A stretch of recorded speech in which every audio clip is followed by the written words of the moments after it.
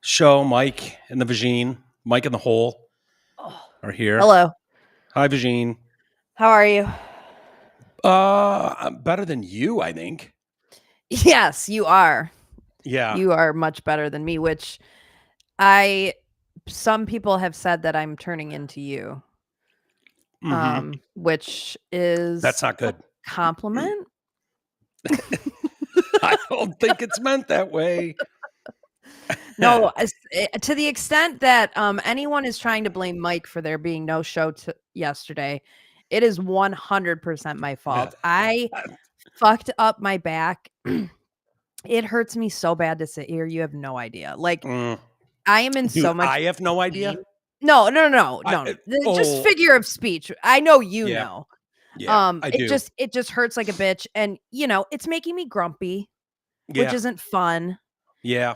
And like not like a fun grumpy, not like a fun you pissed me off about Karen Reed grumpy, like a grumpy, like I have a short fuse type of grumpy, Yeah. So what are you taking for it? Anything? Do you take anything? No, not really. Ugh. I have a heating thing on my back right now, but yeah, that shit doesn't work, dude.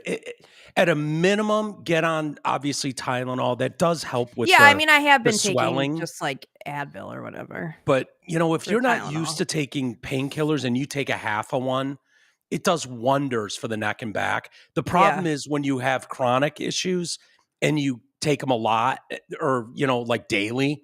You get used to them. But if you're not taking those a lot, it might make you a little wobbly and shit, but it will help.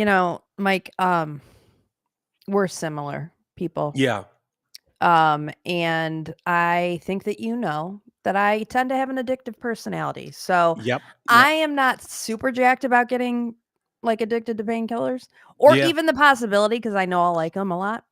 Yep. So I'm just, I'm gonna I'm gonna push through the pain. I'm gonna go to the chiropractor and see if they can adjust I wouldn't do that, but teach their own. Like chiropractors. I have a neck that's really bad, and so doctors have told me, like, dude, whatever you do, like one of my doctors was like, I spend half my time as an expert witness on the stand for when these clowns paralyze someone by doing corrections. And it's just, and they've told me, like, dude, you cannot go to these things. So I tell everybody, like, I've had really good experience with them. I mean, if it happens, I guess it happens, There's a guy, and I could get you the information. There's a guy in Dearborn. He and his sister, they have separate places. Excuse me, but they do adjustments, and he uses this. I probably talked about it before, but it's like this vibrating thing on your spine. It's just really, really fast, really small, and he goes all the way up your spine, and it just puts it back in alignment. Yeah, it's the greatest thing ever. My mom's been going to him for 20 years. Yeah, and I miss going to him. Like, that was the only one where you could see it in the X-ray, like, before he did it, and then it was awesome. It was amazing. Yeah. But that's the closest I would come to trusting anything, and it was remarkable. Like, my head can only turn, and then it was just like twice as far. You felt like, oh yeah, for sure, like crazy. Yeah. Anyways, but no one gives a shit. They will blame me at the end of the day. Don't blame Mike. It's not Mike's fault. And in all seriousness, like, I could tell Mike was bummed out with me when I canceled last night. So he was trying. He was like, they're gonna fucking be irritated. We're on a short week. So it was 100% my fault. Yeah. No, I appreciate you saying that, just because dude, I wouldn't normally care, but I know how kind of spotty I've been. Yeah. And so I'm counting on everybody else. Like, you be there. I'm ready. Like, I felt bad actually for texting you. Like, you sure you can't power through? Like, dude, I know what that's like. And I'm sorry for that, Ames. I don't mean to do that. No, I tried last night after because I had texted with Newberg like Friday and was like, hey, you want to do an episode next week? And he was like, fuck yeah. And so then I talked to you on Monday and you were out. I was like, Chris, today, can you go? He couldn't go. He had an event with Michelle last night. I reached out to Landau. Landau was on a flight. and 3G was at an event. So like literally last minute, no one could just jump on. So I was like, I had 4 strikes, like nobody could do it. And I was like, do I go on alone? And I was like, I just don't do that. I mean, maybe I should have. Like, people would 100% listen to you alone. Like, maybe people tune in for you, not for whoever your co-host is. So yeah, not true. Could easily rant. Maybe not every show, but I think you could very easily get up and riff off the cuff for an hour by yourself. Very sure. Easily. I probably could. It's just a different thing, and I'm a comfort level guy. I'm totally a comfort level person. Like I'm used to what I'm used to, and even if it's someone I'm not familiar with, I can usually find the area that we can riff with. But yeah, I don't know. Maybe my vagine was hurting, and I was just like, you know what, fuck it. We'll just come back tomorrow. But yeah, it's totally the case. I knew we were on a short week because I'm headed to Michigan on Thursday. And so I was like, God, I'm going to be gone all next week, you know, and then the weekends on either side. So I just felt like shit. I always feel like I'm letting people down. That's the whole thing. So, but anyways, I am the one that let no worries. I feel bad for you. I know what that feels like. If you got to bail, at some point, it's fine. You see, this is what happens, Aim. Last week we wrapped up the week. It was like, yeah, I'm going to go work out. I'm going to walk and I'm going to do all this stuff. And we're going to not feel like fat, lazy pieces of shit. And then, this is what happened. You broke your vagina. And I literally texted you on Friday and I said, I walked 2 miles, put on my Karen Reed stuff, knocked out 2 miles like it was nothing. Yeah. I felt I was feeling good. Yeah. I was holding up my end of the bargain. And then I woke up on Saturday and I was like, fucking A. And I don't think it could not have been from the walk. It just could not have been. So no, I just think I slept weird. And I don't know, just fucked me up. So yeah, it happens. I'm right there with you. I guess it's a positive. Like it actually, our conversation, I was like, okay, you piece of shit, do something, anything. I went outside and I shot hoops for a few minutes, and Stinky loves to chase the ball, so I play with her. Fun. And she's not great because she likes to, she's a herder. She's got a job to do. Yeah. So that ball might as well be a sheep, and she's going to get it and guide it. Like, it's adorable to watch. Yeah. She bit G on the ass a few weeks ago, like a month or 2 ago. He was playing hoops, and she's great on D. Like, you're not going to penetrate her on D. She's fast. Yeah. And she went up to try to get the ball, and G's 6'3", and she just got his ass. And I guess I didn't see the damage, but apparently it was like full cheek bruise. Like, she bit him. Wow. And her and I have been laughing every night about that since. We high five about it. It's like the greatest thing ever that she bit G's ass really bad. Out of curiosity, does G's ass look like this? No. Oh, okay. Yeah, it might have. Yeah. No, that's obviously from a car taillight, I think. That looks more like a tail. Yeah, G's ass looked like it got hit by a car and a taillight. When I saw it, that's what it. Yeah, I should have taken pictures of it. It looked just like that. Can we get proof? Yeah, maybe exactly enter it like as that. an exhibit in the Karen Reed trial. His ass looked like some crazy lady backed into him at like 50 and broke a taillight on his ass and cheek. And that's exactly what it looks like, apparently. So, by the way, did you see the new addition back there? I see something. I can't see what it is, though.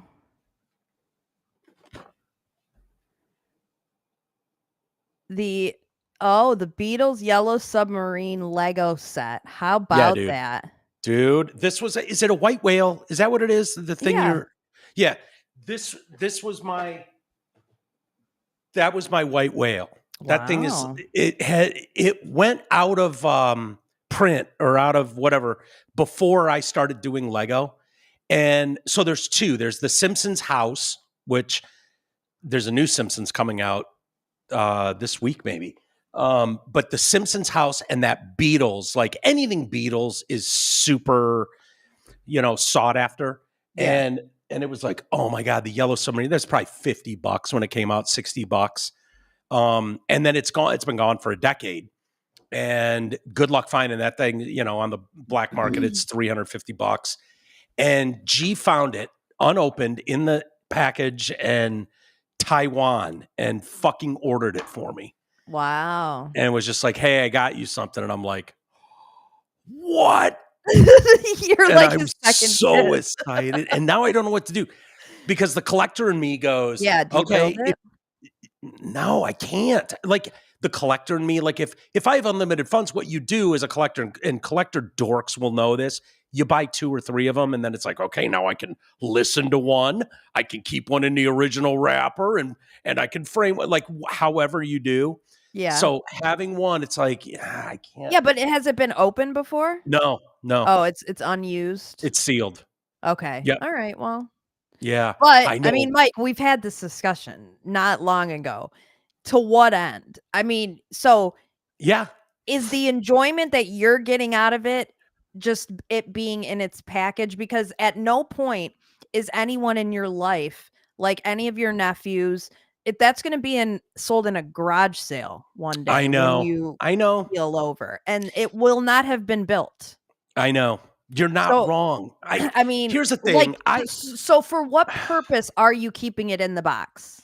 Because you're not going to sell it. You're never going to get rid of it, right? No. Okay. And building it as a model and having it would be fun. It'd be cool. And the display of that is cool. But I think what I'll do, if I'm ever not a deadbeat, I'll find another one that's been opened or something, and then I'll build that. But this being sealed, factory sealed, official, like, you know what? It's a smaller Lego, I think, too. So it's not like some grandiose thing. It's kind of a one-off, and to me, what it's like, value is it to keep it sealed?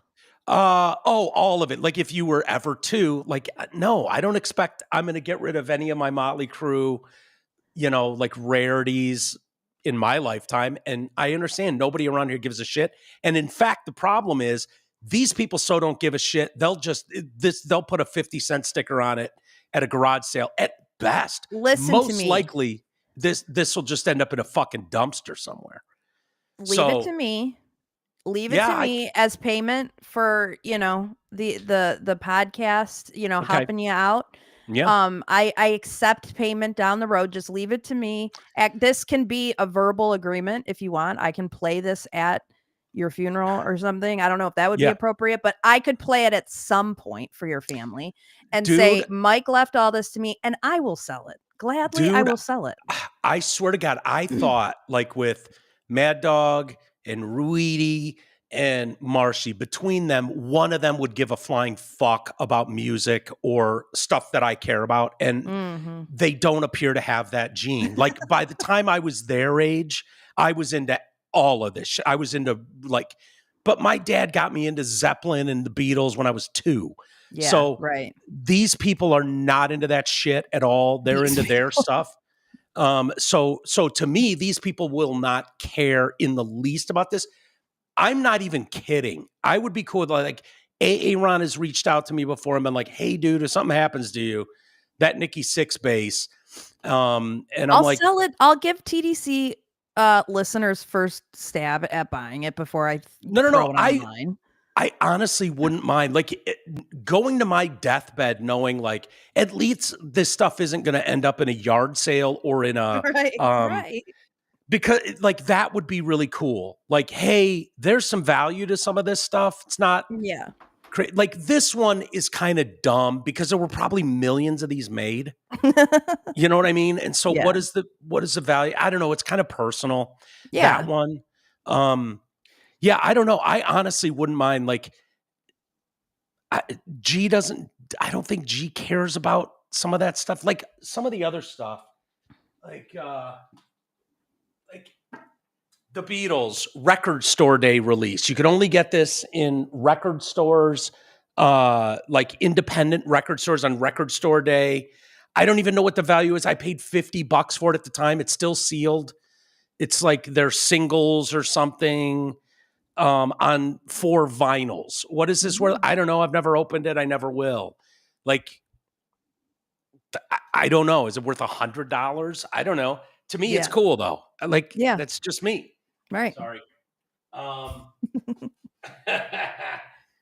Yeah, it's all dorky. But dude, I honestly wouldn't mind if it was like, hey, you got to make the commitment. You're going to fly here and you're going to drive back with a bunch of shit or fly back with a bunch of shit. Yeah, I mean, I don't know. It's totally fair to put that whole expense on me, but No. The expense you get is having all this cool shit, or the payoff you get is having all this cool shit. So I have to. You're going to have to drive. It's going to cost you, I don't know, a few $100s in gas. I'll pay E to do it. No, because he'll fuck it up. He'll eat fast food all over it. And like, no, dude, you didn't say I couldn't spill Gatorade all over it. Shit, fuck, dude. You wouldn't understand. He's grown up now. No, he's a retard. No, you cannot have E do it. Dude, I don't know how everything broke and got opened and ruined. What the fuck? I don't know. No. All right, you fine, can pay Mike, someone to do it. As far as you're concerned, I'll fucking come take care of it. Yeah, I'll be dead. Won't matter. Lie to me, you idiot. Just lie to me and say, oh yeah, I'm all over it. I'm going to come with armed security to get it. This is probably rating my sister, but I'm right on top of that. Rose is a quote from a movie. Don't tell mom the babysitter's dead. Love that movie. And she tells her boss, do you love that movie or are you being sarcastic? I love that movie. Don't tell mom the babysitter's dead. Love that movie. Yeah. Do you? Yes. Okay. Well, you know how she gets that job? What's the lead's name? The chick. Is that Applegate it's not or whatever? What's that? Is it Christina Applegate? Yeah, Christina Applegate. Yeah. And you know she gets that job. She gets that job and that she's not qualified for it. She's like the assistant to that woman at the fashion place or whatever. Yeah. She gets a job because the babysitter's dead, so she needs to like support the family classic or whatever. Classic 80s comedy. Yeah. But she always whenever her boss like asks her for something, she always says, "I'm right on top of that, Rose." Yeah, right on top of that. I'm right on top of that, Mike. Mm-hmm. Have no worries. I love it. Great movie though. I love that movie. I watch it every single time it's on TV. Yeah, I haven't seen it in a long time, but I remember loving it. That one, Don't Tell Mom the Babysitter's Dead. I was sort of getting confused with Throw Mama from the Train, but totally different movie. But no, Don't Tell Mom the Babysitter's Dead. I love that movie. Christina Applegate was the cat's ass at the time. Yeah. I think she's kind of batshitty now. Well, and I think she's super sick now. Yeah. Super sick. Like can't walk really.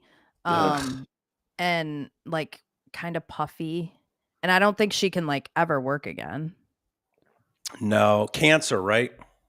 MS. Or does she have MS? Yeah. God. MS. That's brutal.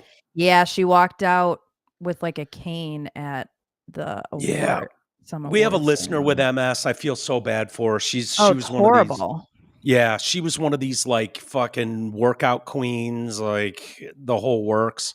And she's been a staunch supporter forever. And I think of her all the time because I know that struggle is really rough. Yeah, it just sucks, man. Yep. Laura, if you're listening, shout out. She's awesome. Yeah, it sucks, dude. Oh, my mom's over here. My mom's over here looking up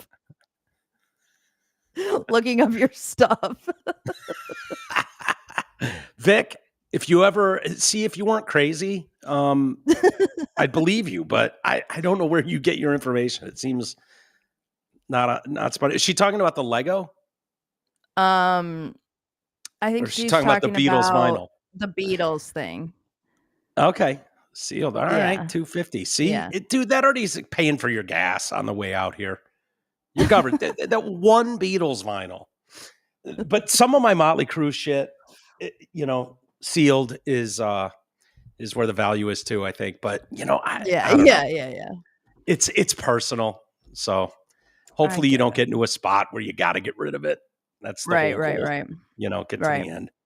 Anyways, a lot going on in the world. I was trying to think what we should start with. We had the terror attack in Colorado.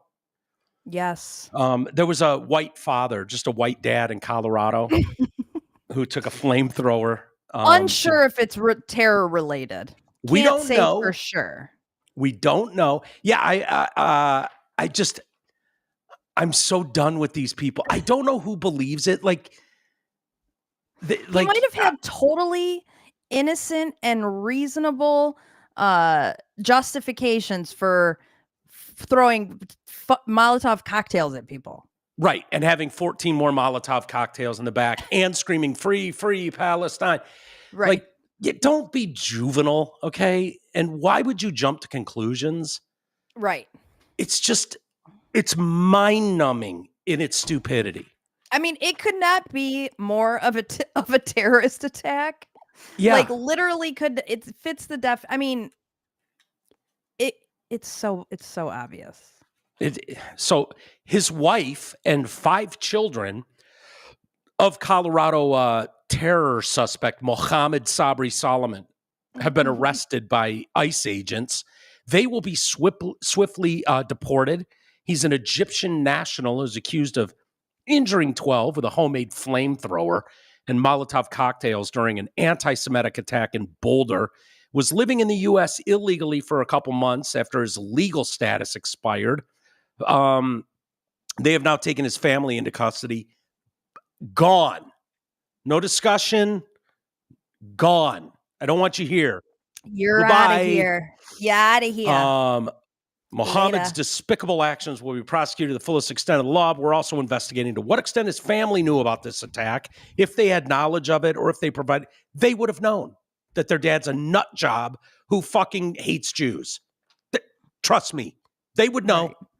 Did they know on Tuesday he was going to go out with a flamethrower and just take things into his own hands? I don't know. They would have known. Right. Yes.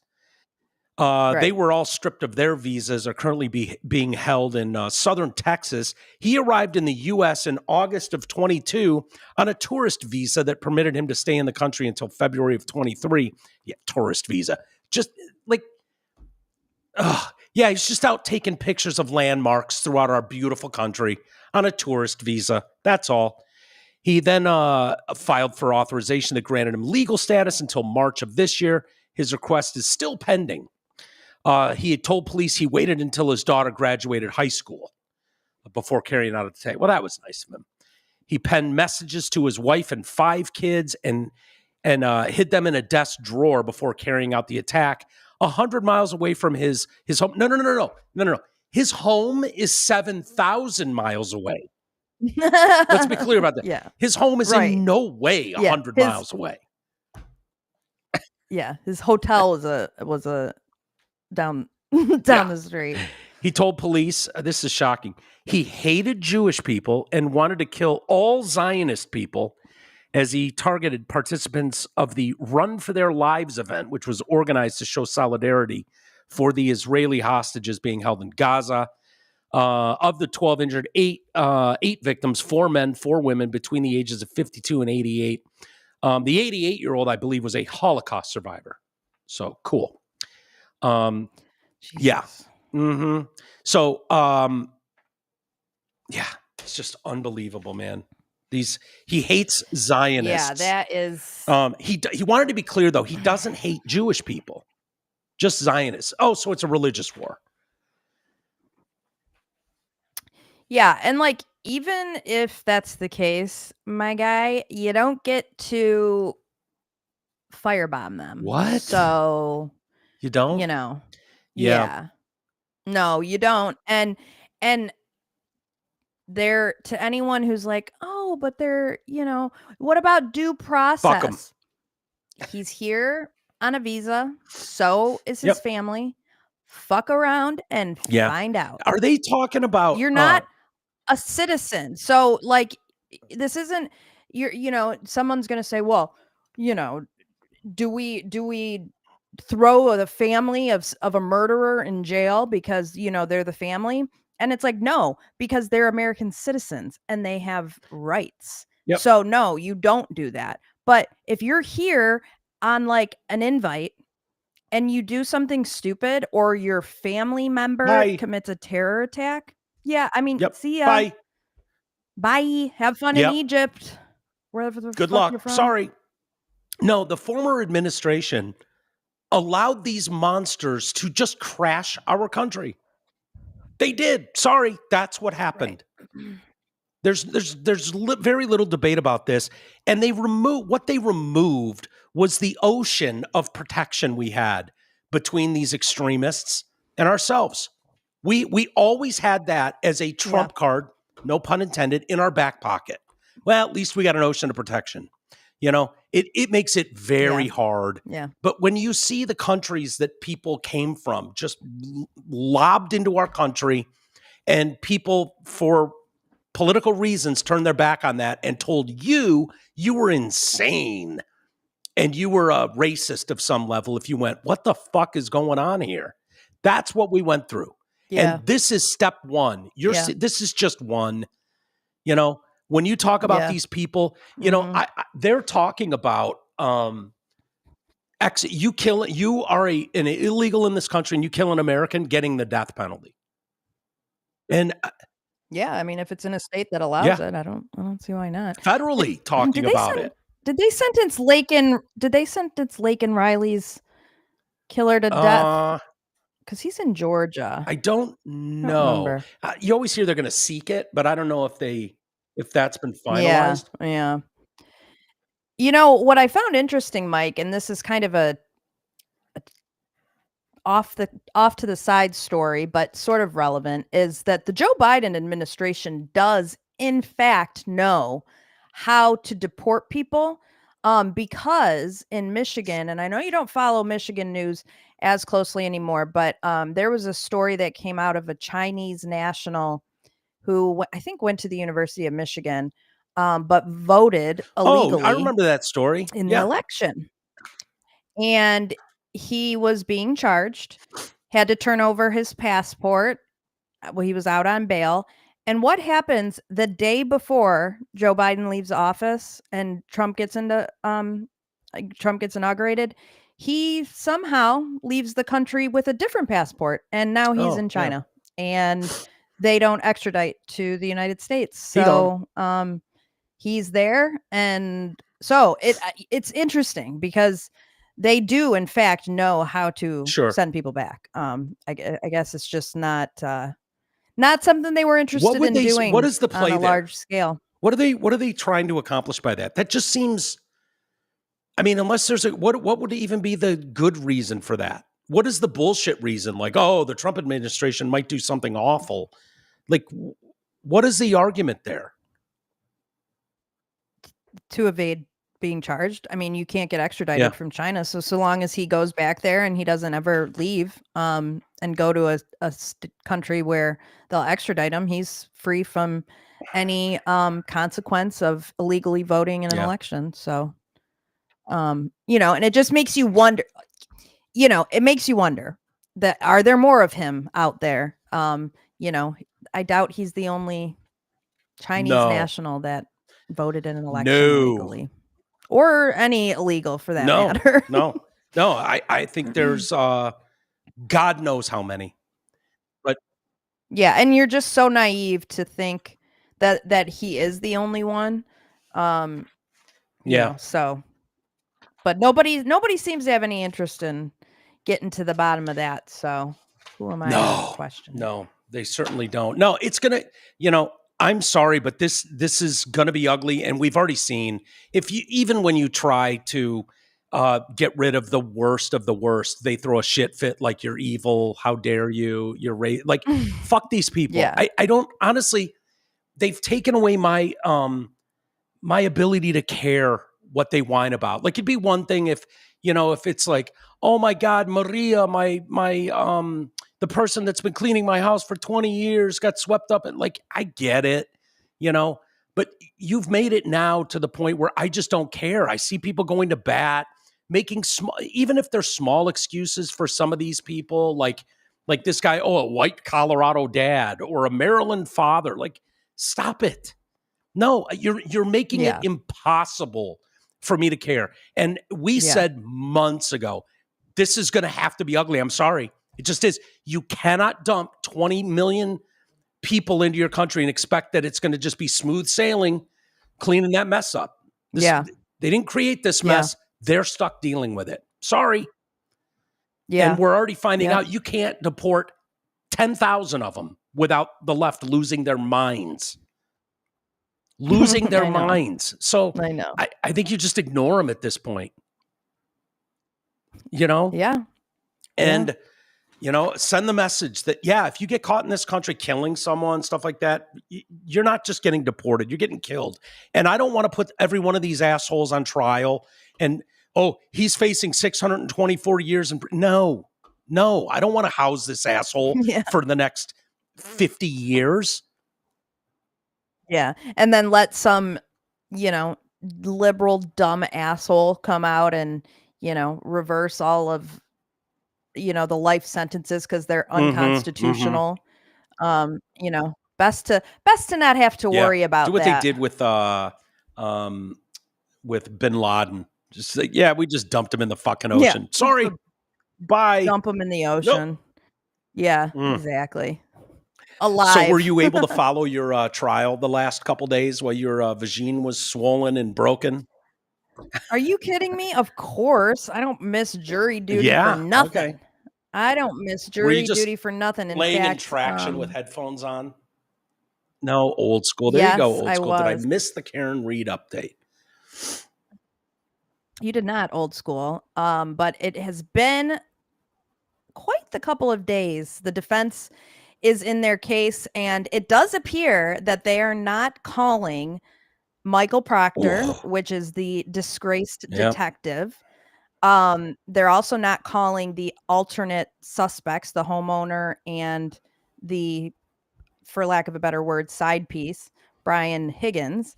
And the defense has asked the judge for an instruction, basically that says you can infer, because the Commonwealth didn't call these people, you can infer that their testimony would have been negative to their case.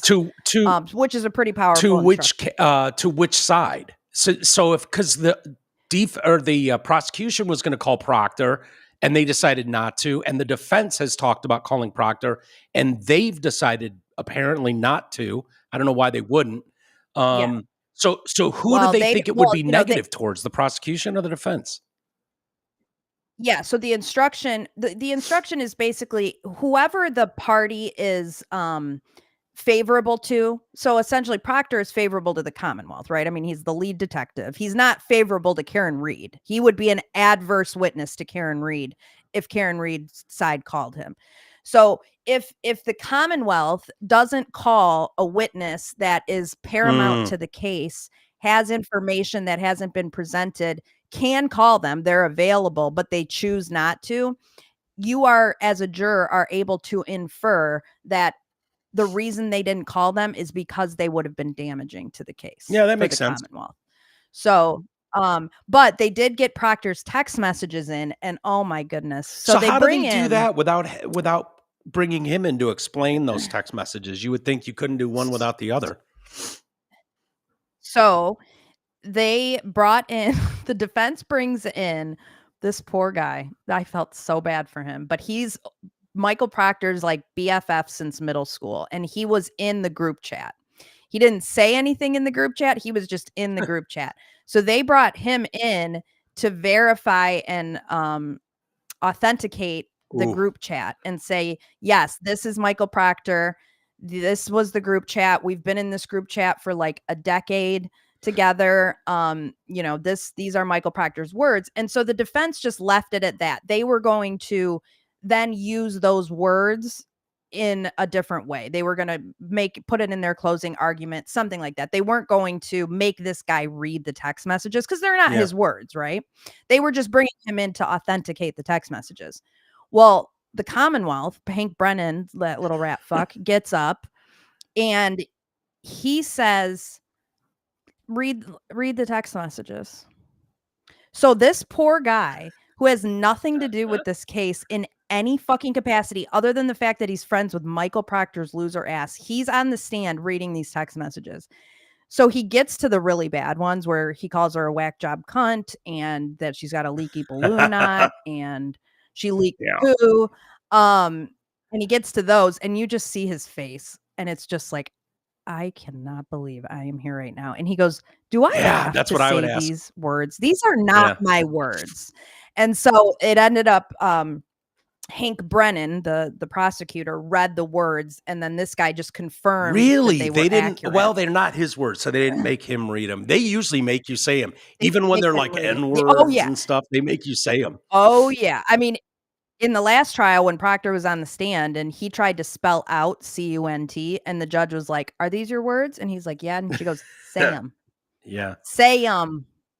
Yeah, they're your words. And so so that's how they got the text messages in. Admittedly, it wasn't as effective as it was last time, but I think also I knew the text messages, so it's just not as effective. It's just, it's lost. It's like, holy shit, I can't believe he said that about her effect.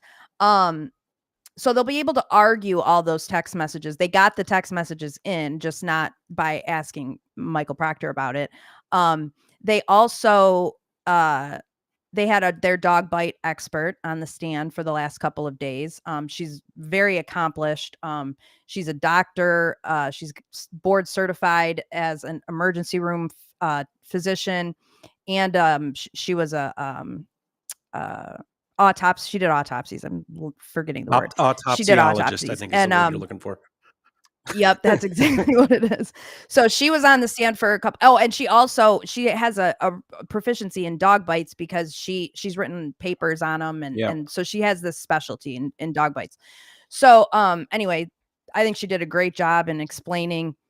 I mean, because she's a doctor and because she works in LA, so she works at one of the busiest trauma centers in the country, and she's like, I have seen thousands and thousands of car accidents. Those marks on his arm are not from a taillight. We don't know. Those are not, they're just not. Dude. They're just not. And so she explained well how they were from dog bites or scratches. Did you send me the video, or did I stumble upon that myself? You might have sent it to me about the guy breaking down the marks on the back of his head and the I've seen J mark or whatever from the J mark from the hat. That's pretty compelling, dude. Something went down. I'm telling you, something went down in that basement. 100%. Some fight took place in that basement. I mean, totally, and the hit in the back of the head. The theory is hitting the back of the head with a weight, right? Or fell into it. He could have been knocked in the. He could have been knocked in the front because he's got a mark above his eye. Hit in the front, he falls back and he hits the weight. They had like free weights and like a weight bench.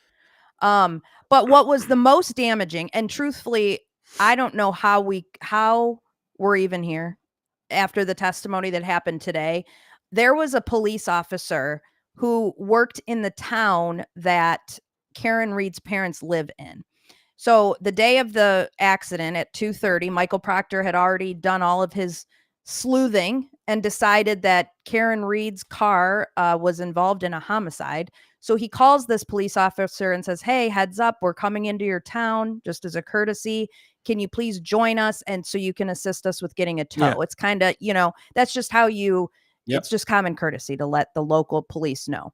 So he meets Proctor and Buchanan at Karen Reed's parents' house, helps them with a tow. He calls the local tow, and he looks at the taillight. And he testified in the last trial. The Commonwealth called him in the last trial. And his testimony in the last trial was her taillight was cracked, but not completely broken or shattered.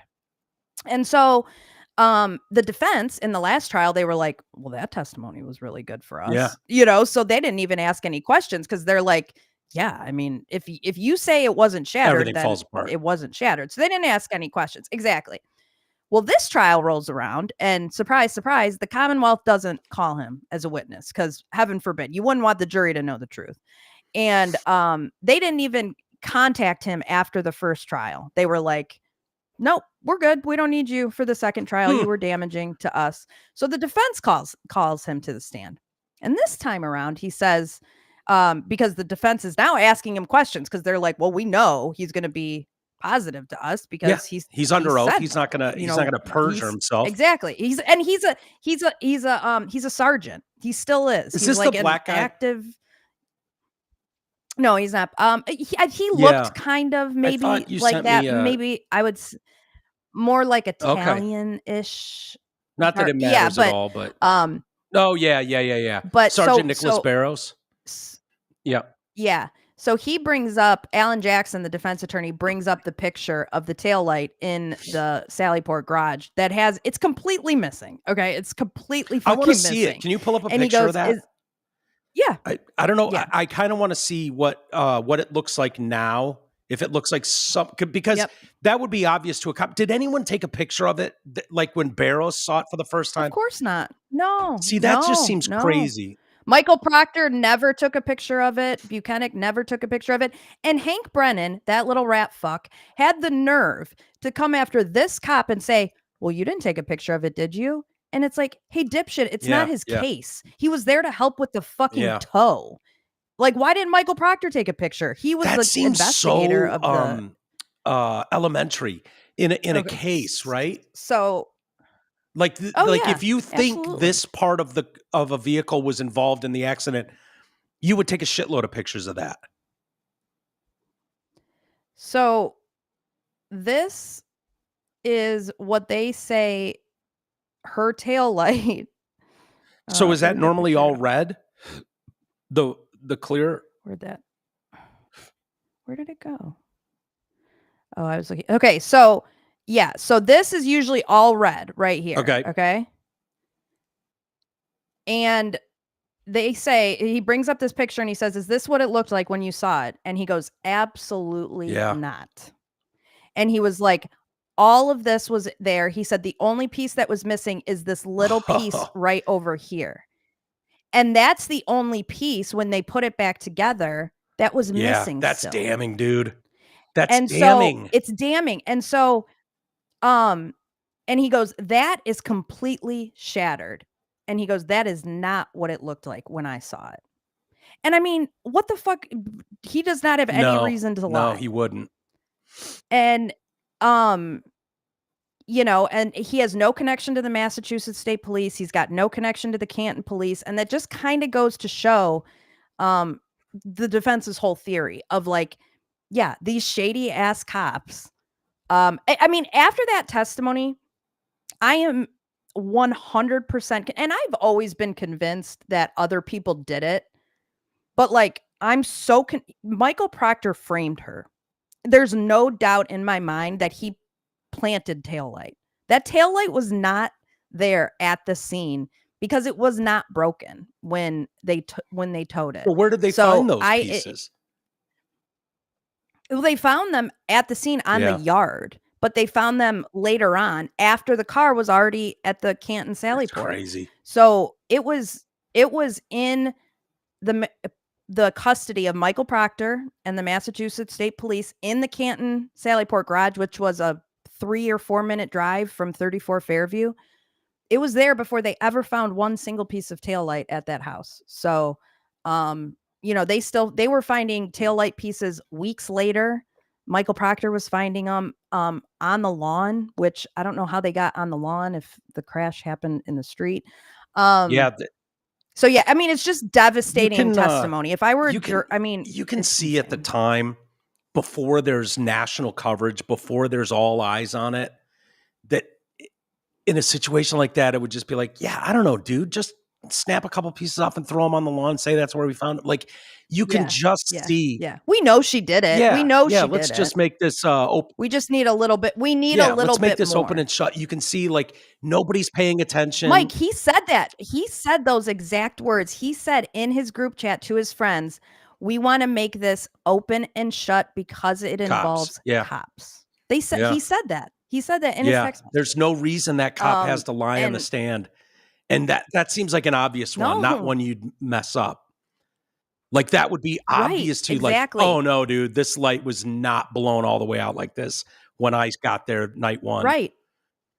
That's crazy. Right. And I mean, if that's not what you saw, why say that? I mean, it doesn't make any sense. And so that to me is just like the most devastating testimony that could have possibly happened. How much is left, do you think? Because I'm going to be gone next week. Are you going to come on here and talk? I think I might have to. I think I might have to. There's a witness that's going to be on the stand tomorrow. Her name is Karina Kolakithis. and she was called by the Commonwealth last time. And she testified that Karen and John were super lovey-dovey at the bar. She even said to her husband, why can't we be more like them? They're so happy, whatever. So, like kind of saying, yeah, she wasn't like, they weren't fighting that night, and she also is going to say that when this all first happened, Jen McCabe, who we all know famously Googled in the middle of the night, how long to die in the cold. She told this woman, Karina, after it happened, that there was Ring camera footage of Karen running John over in order to get her to turn on Karen and not support her anymore.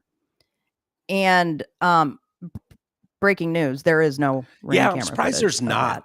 I'm surprised somewhere. Yeah. That's a little weird that none, like, it seems like just such a, like, modern day, well, Mike, everybody has some sort of Ring camera going all the time. That would involve looking for it. They never asked anybody for Ring camera footage, even though the deputy police chief lived directly across the street. Didn't ask him for his Ring camera footage. Didn't ask any of the neighbors. See, I don't know how that works. How long that stores? Is that like a week and then it deletes, or is that go into a cloud? I guess there's probably they're different in each case, but you would think someone in the neighborhood. Yeah, I think it would probably be long gone by now. If it existed, which kind of tells you it doesn't, somebody would have come forward and said, yeah, I saw her backing up super fast. Even if it didn't capture the whole event. I mean, my fucking camera catches everything. Deer in a wild. If coyotes. Yeah, but even my doorbell camera, like it catches, cars that are like way off in the distance and stuff. So presumably if she's driving all super fast and, in reverse, it would have been caught on somebody's Ring camera, but what's also interesting is the one of the news stations, the one that was in the pizza shop when they said in that group chat, tell him the guy never came in the house. When the media came into the pizza shop and they were asking questions, that's the same news outlet that reported originally that there was Ring camera footage of the accident. So it sounds like maybe the Jen McCabe's and the Alberts of the world were trying to get that message out pretty early on to drive, because here's the thing. They say in their text messages in the group chat, the people who are in the house, if she pleads, this goes away. If not, it's going to be an episode. And guess what? Here we are on season fucking 2. So there were plenty of episodes, Matt, and she didn't plead. And I think that's what they expected. They never expected that she was going to fight this hard and that the feds were going to get involved and the shit was just going to hit the fucking fan. They couldn't even possibly imagine that, Yeah. So it's kind of crazy. Yeah. It just sounds like they expected to be able to, like, in a day, make this go away and fuck that bitch. And now here you are. Yeah. Here you are having to defend every sentence and every piece of evidence, everything that was uttered, and explain it. And it's hard. Yep. Yeah. Oh, and one other thing that did not. So, John sounded like a great dude. He had adopted his niece and nephew, whose mom, which was John's sister, she died, I think, of either cancer or brain tumor. I can't remember, but she died very young. And then their dad died like a month later, like very soon after. So these kids were orphaned. And so John O'Keefe took them in, and then John dies. Yeah. So like these kids have lost a ton, suffered a ton. But the general story out there that I recall hearing is that the dad had like a heart attack or something like that. Like it was just a sudden death and it was very unexpected. Well, Hank Brennan, that little rat fuck, as he's having the friend read the text messages, he reads one from Proctor, who had no problem letting his middle school, high school buddies know, the dad OD'd at the wife's grave. Really? Is that true? Nobody. Oof. Yeah, and I guess the kids had no idea until that was read in court. So yeah, way to go, you little rat bitch fuck. Well, this is going to be interesting as it gets so much. wrapped up. What do you got? 2 weeks left? A week left? I would say so. I would say, 2-3 weeks we might have a verdict, which is fucking I can't remember what do they say? Is it you want the jury out for a long period of time or not a long period? Usually it leans one way. Honestly, I think it does usually. I think the longer you're out, the better it is for the defense, because that means that they're talking about it. However, this case is so different. I would honestly think the opposite. I would think if it were a quick verdict, it would be probably not guilty. If it were long, I think it would be a mistrial like it was last time. If they don't come back quickly, that would make me more nervous season because 3? There's somebody in. No, I mean, I know you watch would. it, but no, for Karen's sake, I do not want a season 3. I want this to be over for her. She doesn't deserve that. That just sucks. I mean, she's fucking been through enough. She deserves to go live her life. I would move far, far away from that shithole of Massachusetts. And she probably get the will. Fuck out of there. Yeah. I hope she does. If she wins, I don't know. People I'm watching on Twitter are not so convinced, Ames. I'll be honest with you. I got blocked by another one today. So every time I see something stupid on there and I want to go respond, I'm already blocked. I'm like pre-blocked by these people. Yeah, it's crazy. Nuts. I don't get the blocking at all. Like, I mean, it's just like such a they don't. It's such a I mean, kids they can't. thing. They don't have like any la la la. I don't want to hear. Like, why wouldn't you want some sort of information, if nothing more? We've talked about it to bolster your own argument. And, I well, they're not serious people. They seriously seem to be into it, but it's so crazy though, because I read some of their stuff. I'm like, are we watching the same thing? Are we watching? Dude, we're doing it in this country. It's insane how people see what they want to see, and then that's it. That's it. I've been reading the Biden book. Have you started? I thought you were just going to say I was reading the Bible. No. It's on the list. It's next. It's going to be like, what? No, the Biden book, Cover Up. No, Mike, I have not. It's just, dude, it's so crazy how people behave, how they interpret things, want to see things. That book is absolutely damning, by the way, in showing who. I don't know if you've started listening to it yet, but it's no, I haven't. But I want to. You're gonna find yourself infuriated just because it was so. I know, that's kind of why I haven't listened to it, because I know it's gonna make me it was angry. So obvious. Like, I don't know why. Like, that book should just been like, by the way, everything the right said was correct. Like, by the way, everything they said was correct. And Jake Tapper having the gall, the fucking nerve, the balls to act like, what? Oh, how do you, like, these people, I see them on, they're just, their egos won't let them just acknowledge reality, what was really going on, and what it did to average, well-intentioned people is just insane. I don't know that we recover from it. But like, this whole thing with the Biden family, going, like, them lying to cover up inconvenient realities about medical stuff goes back forever. Like even detailing this, it's like lost on Jake. He doesn't, like, they were fully aware, like Beau Biden, for instance, when Beau had brain cancer. Well, he was the state attorney general in Delaware. And it was like, oh, well, he's got this brain tumor. It's a disaster. And they're like, nothing to see here. No, he's campaigning over here. He's working over, he's out of town for this. And the Bidens, Joe Biden specifically, and them have made the decision to just keep people in the dark. This could hurt the election that we need to win. I'm so sorry. No, you're good. This could hurt our re-election effort. So just lie to everybody. Just lie. Say he's fine. He's in Delaware for the weekend doing something. No big deal. Nothing to see here. And in reality, he's getting extreme treatment. He's flying. Well, he did go to Delaware, and then he caught a flight to Houston for radical treatment of some sort.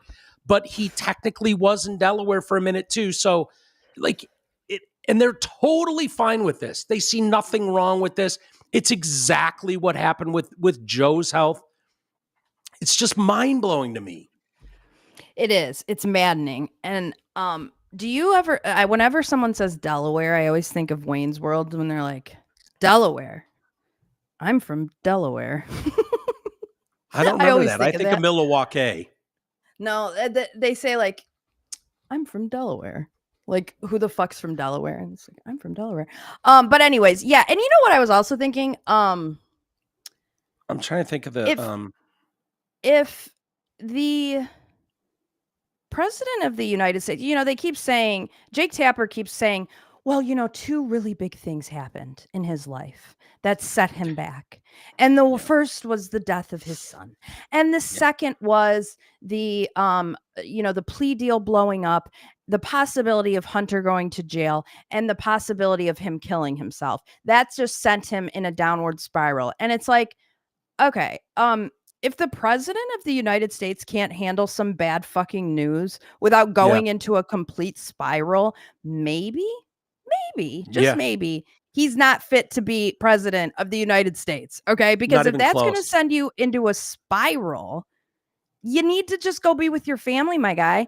Leave it to somebody else. Okay. Because we can't have you spiraling over some sort of bad news. Yeah. The idea too that they've made the decision and they really believed in it. You see people like playing this off like no big deal. Like Biden and his team, his inner circle, had made the decision that Donald Trump was such an existential threat that he had to run because obviously Joe Biden was the only person who could beat him. So they made the decision for the country that it was worth it to be completely full of shit, lie all the way to maintain power, and we'll handle things from here. Like democracy, whatever. Who cares? Oh, yeah. Like, why was he deemed such an existential threat? Well, because you guys all lied to the media and told him that. Right. Like, that's the only reason. If you ask me, they're the existential threat. 100%. Not us, not Trump. No, they are. There's no question about it.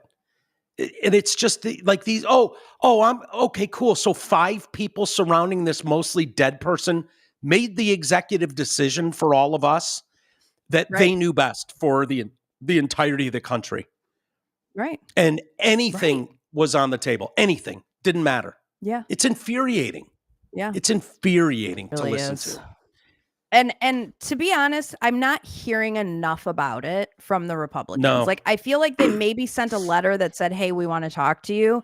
But I don't understand why they're not just banging the drums every single day and like giving us constant updates of, this is when they're coming in. This is what we're doing. But it just seems like we've kind of moved on. I have no patience. I don't. I have no patience for the people whose attitude is, look, he's not the president anymore. I can't. Bill Clinton did that over the weekend. Paging Victoria. Why? What's Victoria? Well, she was like, why do you care? Why do you care? He's not president anymore. He's not president anymore. He made the right decision. I don't know to back out. If I have the video from Bill Clinton over the week. Yeah. Bill Clinton said he never thought Joe Biden was unfit. Let's listen to there's Bill. This book that came out. Well, then you're unfit, Bill. And to be honest, he looks unfit. Who? Bill? Yeah, dude. Yeah. I'm convinced he's got does not look like the normal aging process. Sickly. He looks very sickly. He looks sickly. Yeah. Speaking of how aging, full of shit is this guy? That came out that talks about Joe Biden and the people around him seeing that he had cognitive and physical decline. Did you ever have a moment with him where you thought maybe he was unfit to even a run moment? for president? Just a moment. I thought he was a good president. The only concern I thought he had to deal with was, could anybody do that job until they were 86? And we'd had several long talks. I had never seen him and walked away thinking he can't do this anymore. He was always on top of his brief. You never saw any cognitive decline? So I didn't know anything about any of this, and I haven't read the book. I saw President Biden not very long ago, and I thought he was in good shape. But the book didn't register with me because I never saw him that way. Why didn't you read the book? I didn't want to, because he's not president anymore. You didn't read it. And I think he did a good job. Nah, doesn't matter. And I think we are facing challenges today without precedent in our history. And yeah, Trump, sure. Some people are trying to use this as a way to blame him for the fact that Trump was reelected. Ugh, unbelievable. But keep in mind, this is the same guy. I'm going to say this again. I did not have sexual relations with that woman, Miss Lewinsky. Indeed, I did have a relationship with Miss Lewinsky that was not appropriate. In fact, it was wrong. Yeah, you mean when you got blown by your 21-year-old intern? Depends what the definition of is. Clown. Why? Absolute clown. And you know what's even more irritating is he's not even speaking from a point of any type of like education on the book at all. I didn't read it and I don't want to. Like what? Because if you read it, you might go, "Oh my God, I did notice that. I did notice that. Oh wow, maybe I did notice." And oh crap, I did totally notice. full of shit like, anyways. You're so fucking naive, Bill. Fuck off. All the way off with you and your stupid ass dykey wife. Fuck off. Honestly, like I'm so done with the Clintons. They are the most corrupt. They're just so like, you know what? Fuck off, Clintons. Yeah. They're just, to think of how corrupt they are and to sit up there and be like, I don't know. Yeah, didn't see anything. Totally normal to me. Yeah. And do you think Monica Lewinsky looks at him now and is like, oh my God, he is so old? Yeah, probably. By the way, Hillary, Bill, they've never acknowledged her. They've done the most half-assed apology. Monica is still just a monster as far as Hillary's concerned. You know, means to an end. Like it's unreal. 21-year-old intern in the White House. I mean, you talk about abuse of power. And Hillary, I mean, just nothing.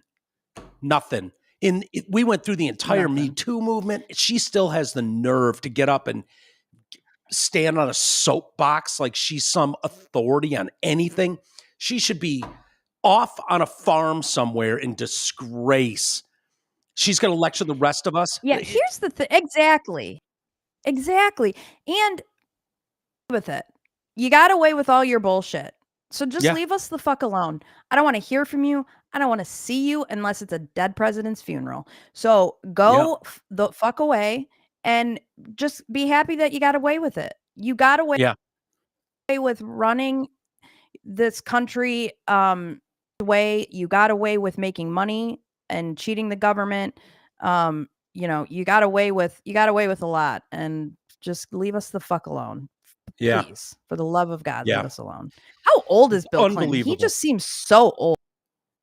Yeah, but there's something switched 10 years ago. Like, yeah, I know. Yeah, like it's about 10 years ago. Sickly. Yeah, like, oh, did you get AIDS or something 10 years ago, and we're dealing with it now? Honestly, he's probably just being married to Hillary. Yeah, it could be. Like, you look at Nancy Pelosi, and you can see like the arc of aging. You look at Bernie, and you see the arc of aging, and you go, yeah, it's, you know, you could tell it's still them. Like, something happened with Joe Biden, obvious as could be. and it was like a light switch, like, ooh, that's not the same dude. And Bill Clinton too. And I thought Bill Clinton was going to age like Bernie. Like he'd be 92 and still kind of cogent to get like Obama's going to age well. Obama is going to age great. I don't know. Obama, there's something weird about him. I don't know. No, black don't crack. He's going to age. Yeah, great. I don't know. We'll see. Have you followed this Glenn Greenwald story? Mike, I was just about to bring it up. I have. Yeah. And I'm kind of sick of the conservatives. I have. I'm kind of sick of the conservatives being all on their fucking high horse about like Glenn Greenwald should not be a father because he is a degenerate who likes to dress up and kiss Are they toes. Saying that? Yeah, Matt Walsh went on this whole fucking rant about it. And it's like, really? God. I could not possibly care less about what anybody does in the privacy of their room. Gay, straight. I literally don't care. It doesn't affect me in the least. So long as Glenn Greenwald wasn't doing this in front of his adopted children, why do we care? I mean, the guy has essentially revenge porn released of him. So, we're blaming him for it. Who fucking cares? Yeah. I don't know why these people film this stuff. Yeah, they get off on it. It's part of the thing. Is that part of the thing? I think so. Yeah, they want to look back at it. Should we watch part of it? Oh, sure, Mike. I mean, there's no nudity in it, but oh man, I like an AA Ron labeled it boring porn video. Yeah, AA Ron. God knows what that dude's seen, but isso merda. Beija quem você idolatra. Isso lixo. Seu merda. Dirt and top. Imundo do caralho, viadinho branco. Yeah, kissing feet. Yeah, embarrassing, I guess. I feel kind of cringy even watching it. Is anybody surprised that Glenn Greenwald likes to dress up like that and do weird shit? Is anybody surprised about that? No, he's a gay guy, right? Yeah, like gay dude. Is the least surprising thing ever. Who cares? Yeah, no, I agree with you. Who cares? There is something though about, and it would be true of any of us if you saw us like, in an intimate moment of some sort. That's why that shit's embarrassing. 100%. 100%. Like I think I commented on Matt Walsh's post, like, so you're only allowed to have sex in the missionary position to be qualified to have children. Like, what are you even saying? Who cares? Yeah. To any what extent, is the children?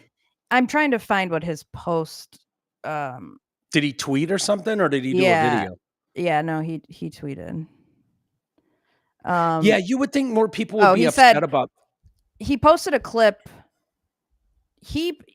Matt Walsh was on Tucker Carlson's show and essentially went on this rant of that he didn't think gay people should adopt kids.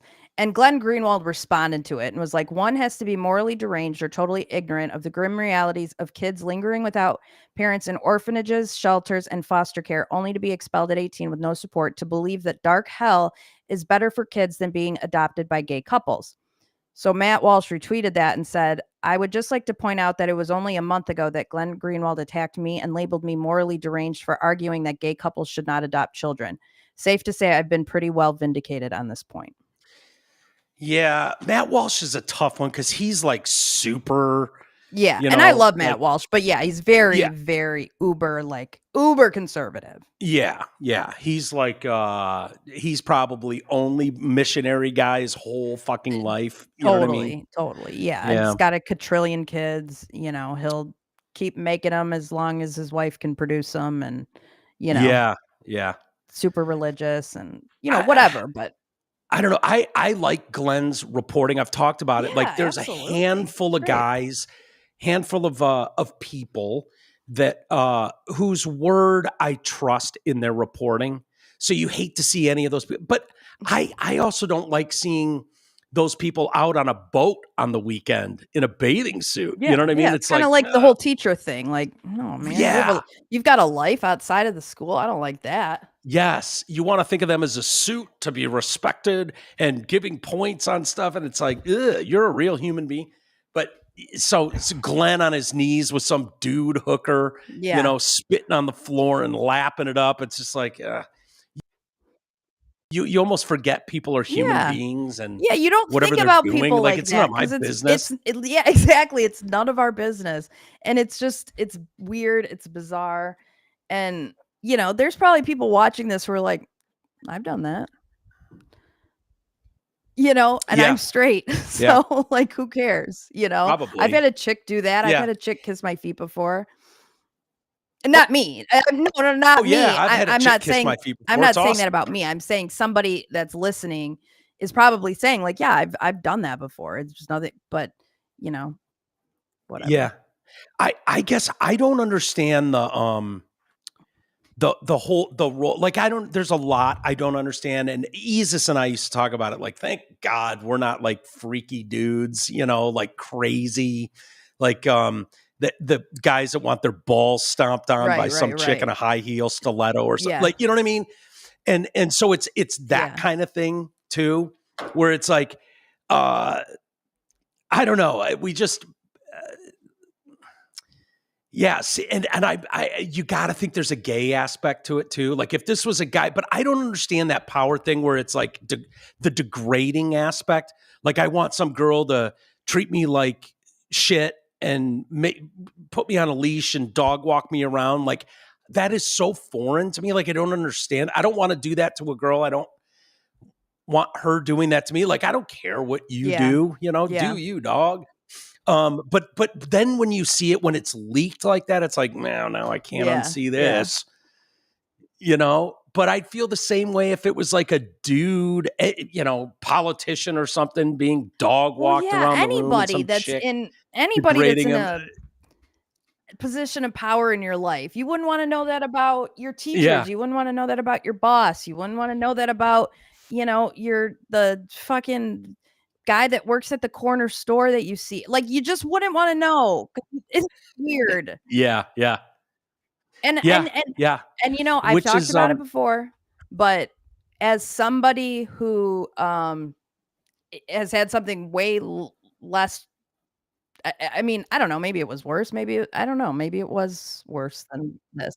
Because of your age, it's probably worse. It probably was worse because of my age, but it's, I mean, you were underage. The reason it's not worse is mine didn't go international. I wasn't a famous person, so it was pretty much relegated to one local little area, but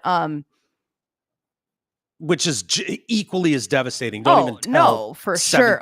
There's no doubt about it. Yeah, there's no doubt about it. But like, so I sympathize, I think, in a different way with him in terms of like, that is, to have that released against your will is mortifying. To have it be on an international level, I could not even imagine. I couldn't even imagine. And I just, I can only imagine the shit that people are saying to him. My God. Well, there's probably some homophobia built into it. Like, see, this is what they're all doing. They're all, but again, there's plenty of straight people that play dress up and, have a foot fetish. Hell yeah. Yeah. Oh, no doubt about it. There's definitely something, the gay aspect of it. By the way, it is Pride Month. Happy Pride. Yes, I was inundated I logged onto Twitter for the first time on June 1st. I'm not kidding you. I scrolled for like 40 seconds. I took a screen grab of it. I scrolled for like 40 seconds and almost every other tweet was Pride related, from either a company, seriously, a sports team, and teams I don't even follow. Like, the Florida Panthers are, and I'm just like, what? Why am I seeing this? It was crazy. Yeah. Let me see if I can see that. I'm just over it.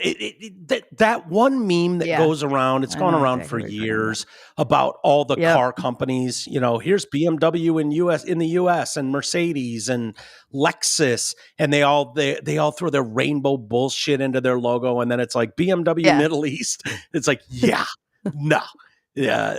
So, there's a story I was reading for the last several years.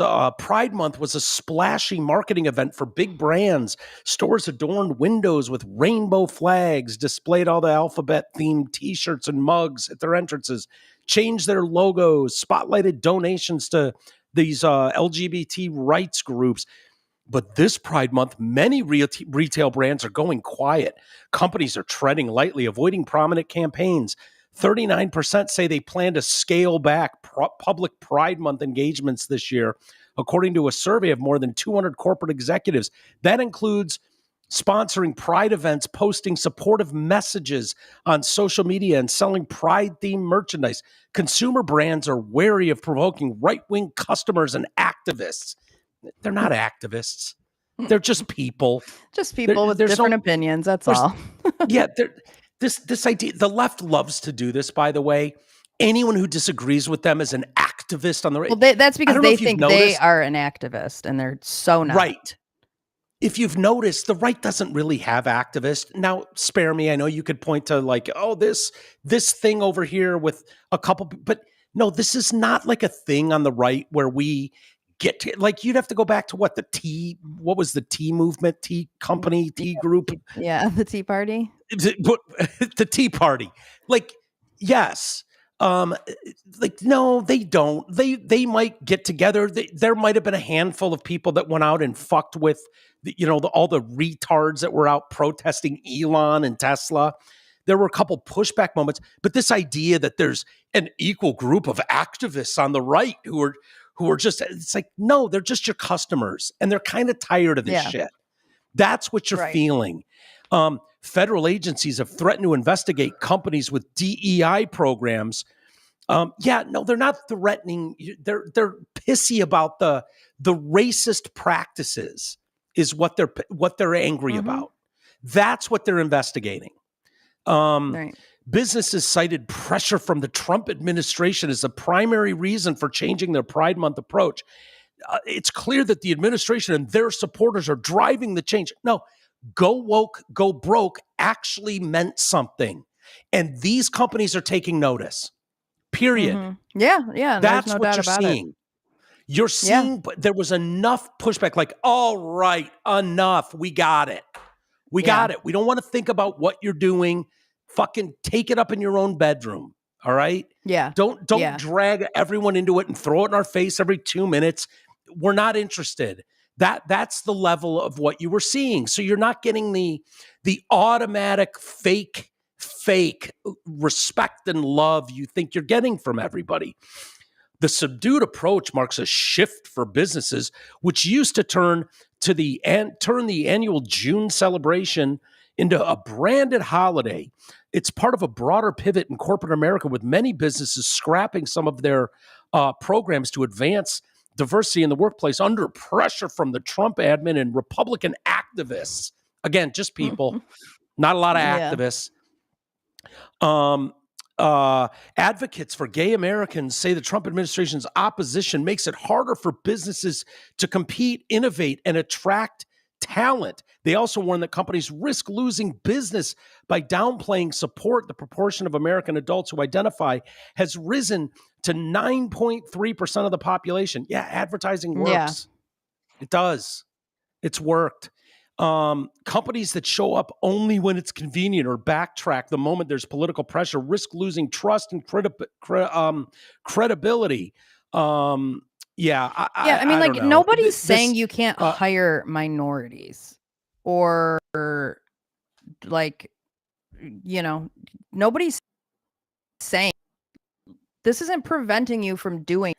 You can do whatever the fuck you want. It's just, we're talking about DEI. We're talking about pride, being shoved in everybody's faces. That's what we're talking about. Nobody's saying you can't hire the best people. And if they happen to be a minority or in the LGBTQ community, great. But to say you have to hire them, you have to hire a certain amount of them. Yeah. That's where you get fucked up, because now you're not doing it based on merit. You're doing it based on, a quality. Yeah. But let me show you, Mike, this screen grab. I sent it to myself. So I log on Twitter. What do you got? June 1st. And this is my feed. I didn't do any. This is my feed and me scrolling through my feed. Just hang on a second. Oh, yeah. And the Patriots. Oh, the Chicago Bears. Whitmer. Are they shutting the World comments Health, off, by John the way? Deere, Michigan Democrats, Tampa Bay Buccaneers. Yeah. Look at that. Carolina Panthers. Yeah. MLB. This feels like strong arming. Like they've been strong armed into this. Happy Ryan, Washington Nationals, Jacksonville, Atlanta Falcons, Minnesota Vikings. It was crazy. It was Karen Reed and Pride. Yeah. And the fact is, this is just pandering, is all this ever was. So these people that are like, Target, they're upset. Target is taking a muted approach to Pride Month this year. Maybe slapping a rainbow on everything didn't sell like you hoped it would. Maybe that's the problem. The same handful of people, small percentage of society is buying up all this shit. And it's not like the idea that Target or Walmart gives a flying fuck about you people any more than anybody else is insane. Yeah. That's insanity. They don't. They are a major corporation in America. Their whole thing is bottom line.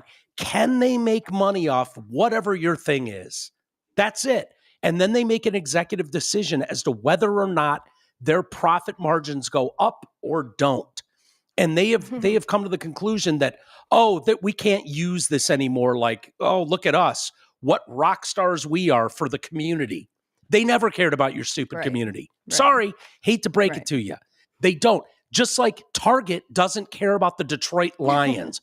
Target cares and will have a when you go into towns where the NFL team or the NBA team is doing really well, you'll notice the displays for those teams goes through the roof.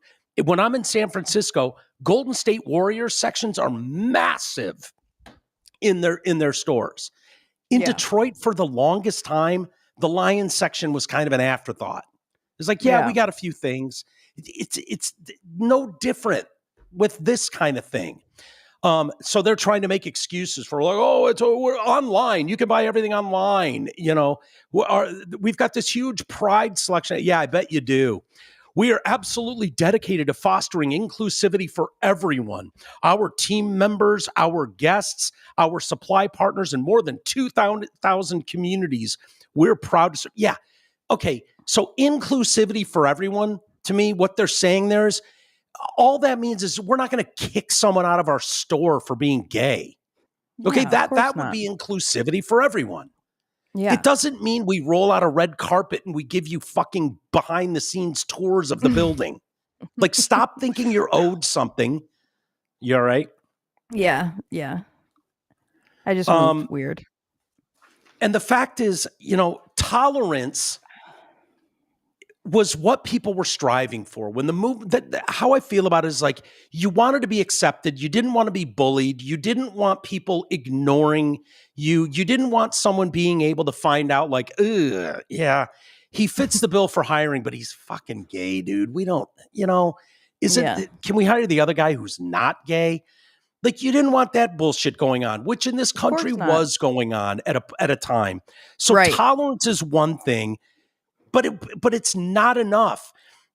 Pride parades. What have they turned into? Well, debauchery. I can tell you what they've turned into. So this is what's going on. Like, and you look at some of this stuff. Okay, see this guy here, Amy, dead center, fully nude, butt ass naked, fucking old man, with his dick out. The one bending over the railing. This guy right. I don't know if you can see with my. I don't know. I can't see it. Yeah, the white-haired asshole in the middle. Yeah, I see him. Yeah. It's like great. Yeah, fully nude. There's kids and strollers. Kids here. Like, that's fucked up. What are we doing? A kid on someone's shoulders. Yeah. A kid in a tutu. And that dude's just standing there with his dick out. with his dick out, just standing there. Yeah, cool. Let's just have our dick out. Sure, no problem. So do you see how that's a little different? Look at these guys. Look at these guys. Just celebrating. Yeah, guys.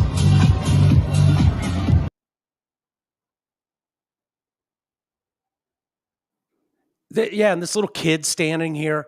Like, okay, what message are we trying to send? What is the point here? Look at that guy. Yeah, I don't know if I have the other one. Some guy semi-hard walking down the street. I don't know if that one's still in here. I don't know. I don't need to see that, Mike. I believe you. Yeah.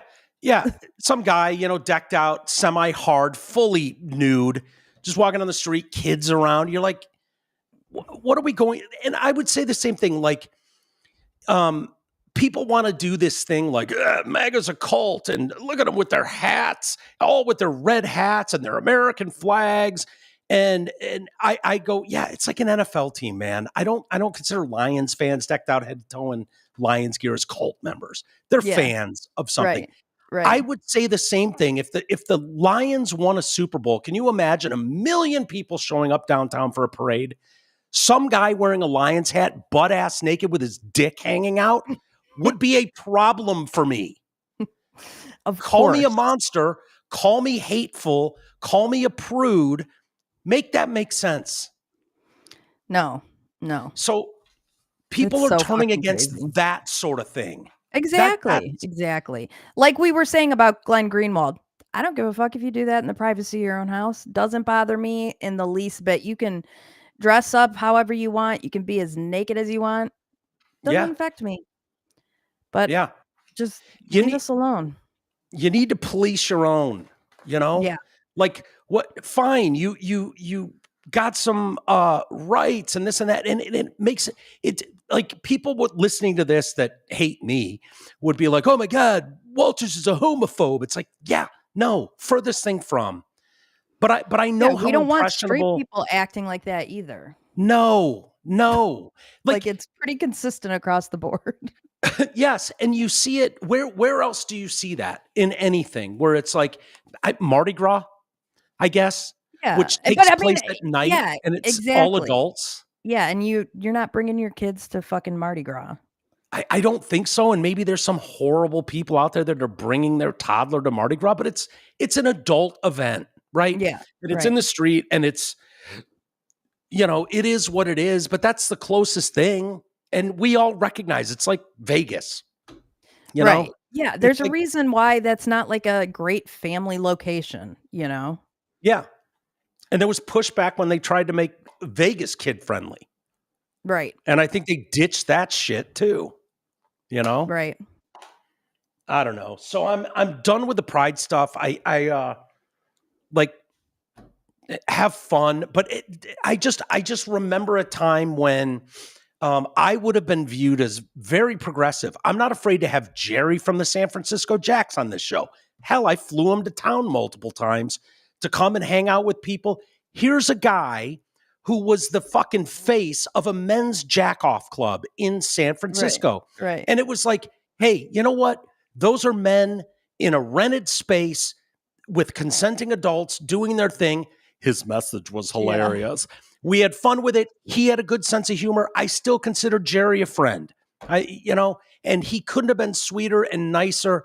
But I'm not crazy about it. Like, oh no, we're going to have the San Francisco Jacks leading the front of the parade for Thanksgiving Day. Like, no. I think Jerry would even go, no, thank you.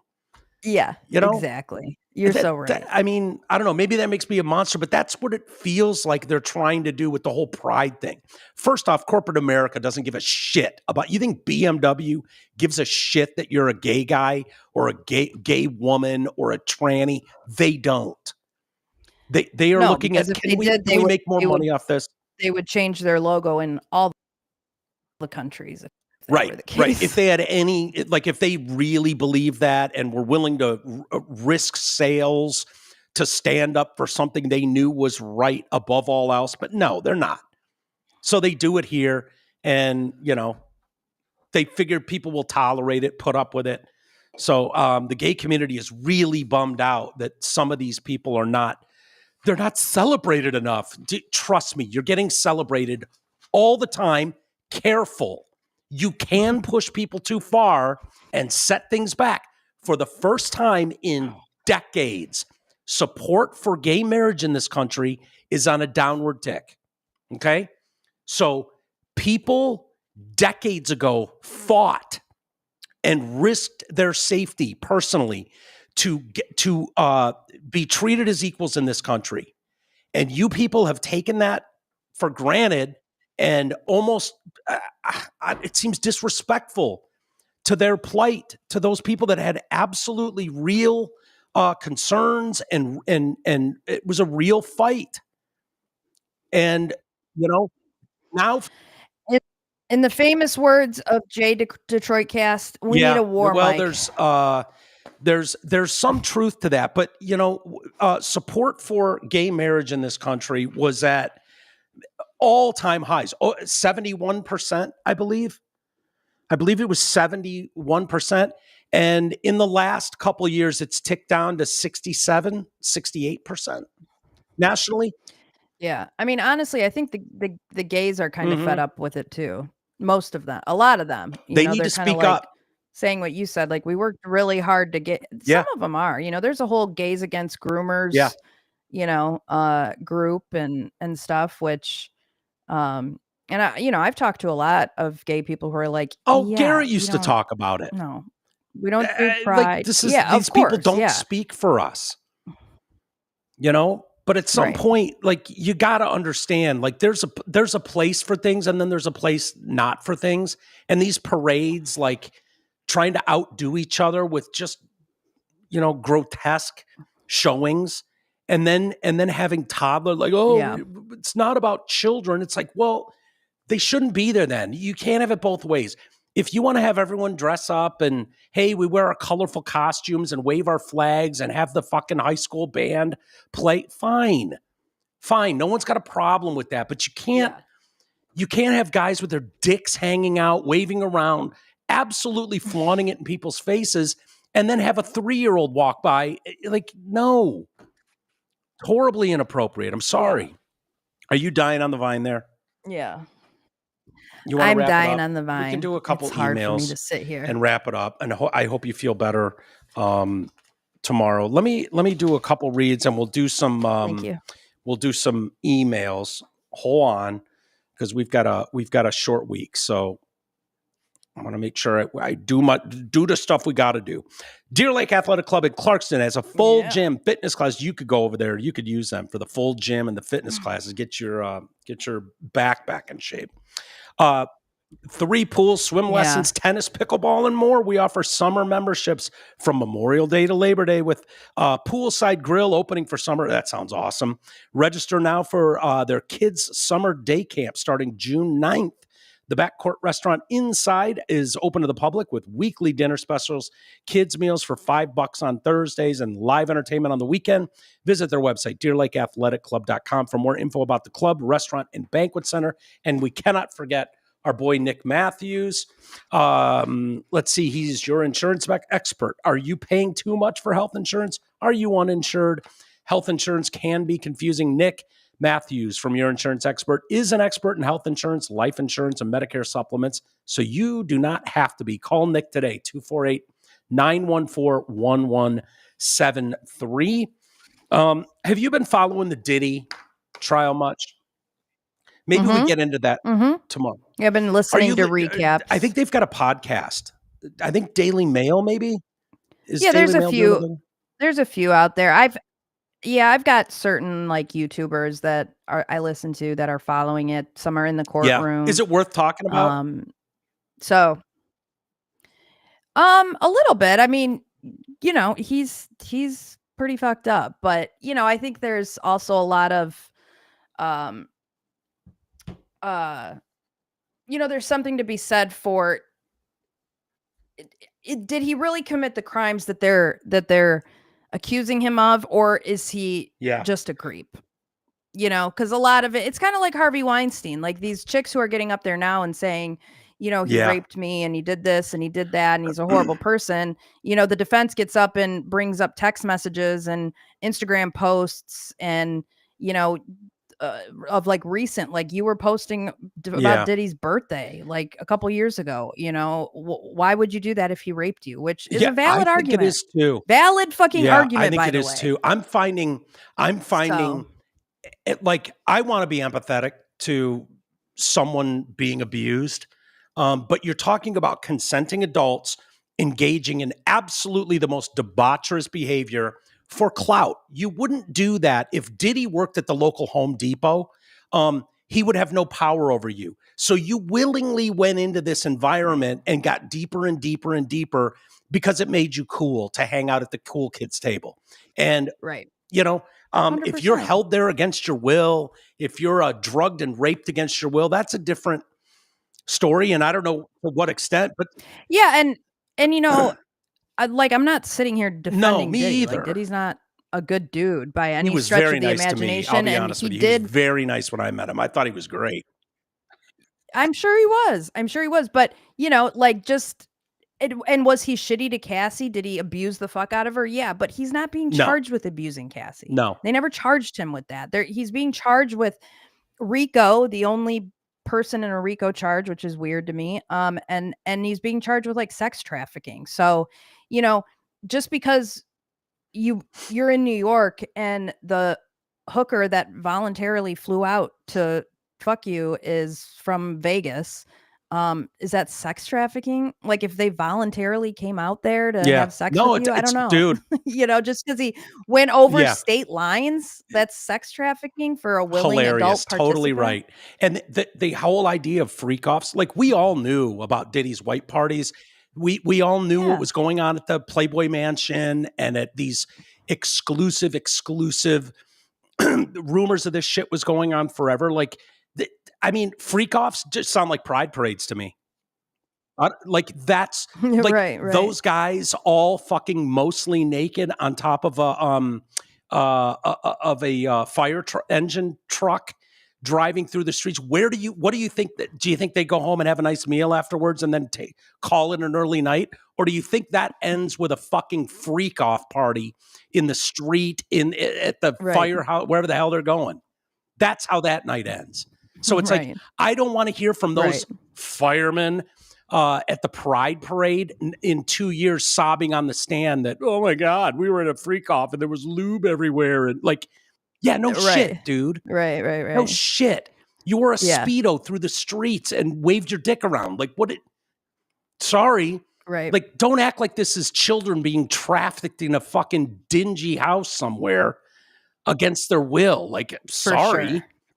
So for sure. I don't know. I'm sure there was stuff that crossed the line at the Diddy stuff. I don't know. I know I'm going to sound like an asshole talking about it, but it's hard to no, it's hard to watch though too because it's a federal trial and there's no cameras, so you just have to rely on people's reporting. But there's a guy on Twitter, Inner City Press. He does a really good job he tweets literally like line by line testimony. He's one of the few reporters who's allowed to have like his computer open in the federal courthouse. So Inner City Press on X gives really good breakdowns of the day as the testimony is happening. So if anybody's interested. We've said our piece, but anyway, bona fide grievance, M&A, Mike and Amy. After many months of holding this in abeyance, is that a word? Holding in abeyance. Okay. I present this grievance with the understanding that it may be deemed old man and or pussy. Amy's audio levels blow my ears out. I love her content, but God damn it, Marcel. The delivery causes pain. I await your wise judgment. NFL Bob. This is new. I don't hear anything wrong with your audio. You've got an SM7B mic. No. It's great. And I listen to it. I usually listen to our show on 2x speed afterwards, so I can just hear and make sure that everything sounded fine. And I don't hear that. Maybe it's on your end. I don't know. When you're talking, do you see because you have the same processor as I do. Are you in the red or something? Yeah. No, Green? I don't even see yellow. Yeah, mine is green, it's and all then green. occasionally hits the yellow. I don't know. Yeah, I mean, if I'm going on a rant about Karen Reed, it might get up to yellow, but right I now never it's even only hear green. it when you get heated. So Yeah. I don't know, man. I don't know. I think it's user. I think it's on the user end, on their end, on Bob's end. Yeah, get better headphones, Bob. Mike, Raj still owes yourself and myself $100 after Trump's hugely win. Yeah, I don't remember all the bets I've made over the years with people. I know I'm 100. I never lose these bets. I don't make bets unless I know I'm going to win. So that Raj probably does. Amy, I'll donate $50 to an animal rescue organization if Karen Reed is found guilty. If she has another mistrial, we can split the donation.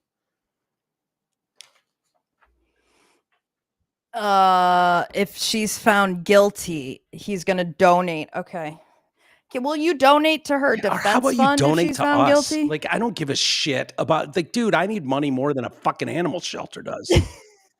Yeah, donate to Amy and I. I mean, goddamn, we don't make shit doing this.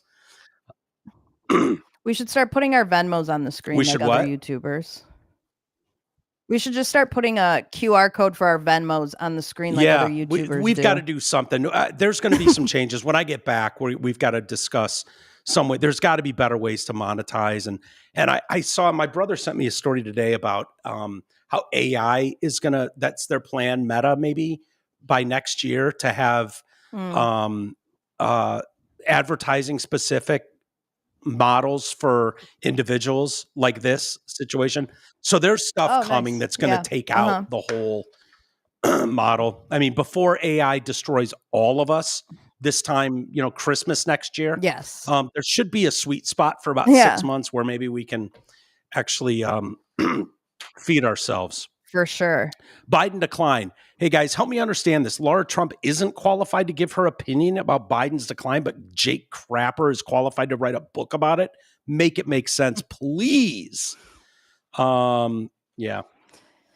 I would if I could, but I can't. It's just out of control ego is what it is. Jake Tapper thinks he's telling a story. Like, the fact is, what's so infuriating is he's written a book and he's running out to the street going, hey, everybody, check this out. Look what I found out. And it's like, you gaslit the rest of the country when we were saying all this 4 years ago. There's almost nothing in the book, honestly, that is like, holy shit. I mean, you're getting a few Easter eggs at best, but it's like, oh, yeah, I remember that. Yeah, I remember we talked all about that. We knew that. That was well-known information years ago. And I think that's what makes it so annoying is that I can understand the argument of, well, these people that we interviewed weren't going to talk until, we weren't going to get the inside scoop until after Joe Biden was done in office. Right. These people weren't going to talk. Okay, fine. I can accept that argument. What I can't accept, however, is the fact that you gaslit all of us into thinking that we weren't seeing what we were seeing with our own eyes. You told Laura Trump that she wasn't qualified to say firsthand. So maybe you wouldn't have gotten all of these inside scoops back then, but you were fucking shaming anybody that mentioned it. It's not like you were also acknowledging it, but you didn't have inside sources to confirm it's not, you were just it's ignoring not it. Just that you went, you are not, excuse me, are you a medical doctor? It's not that you accused people just of that. It's that you shamed us all into that we were sexist, we were ageist, we were racist. Like, anytime making fun of kids with stutters. Right. Anytime we brought up very, very legitimate points, you resorted to extreme gaslighting and name calling, and you accused people of nefarious intent is what you did for a political win is what you were doing. That's what's so infuriating about it. I do still think you should listen to it, Ames. And just take it. I will. You will find yourself like just infuriated by it, though. There's no doubt about it. You will. No doubt about it. All right, go get some sleep. Go get some rest. Good luck with your back. I'm sorry. Way to be a trooper, dude. And we'll see you mañana. I will see you tomorrow. All right. Okey-doke. Feel better. Bye, everybody.